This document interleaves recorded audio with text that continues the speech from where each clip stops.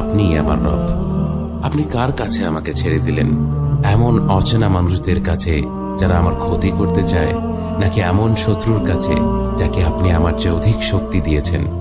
হে আল্লাহ, যদি আপনি আমার উপর রাগ না করে থাকেন তাহলে এর কিছুতে আমার কিছু আসে যায় না, কিন্তু আপনার আশ্রয় পেলে আমার পরিস্থিতি আরেকটু সহনীয় হবে।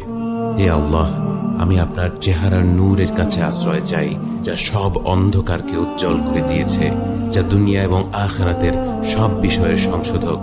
আল্লাহ, আপনার রাগ এবং অসন্তুষ্টি থেকে আমি রেহাই চাই।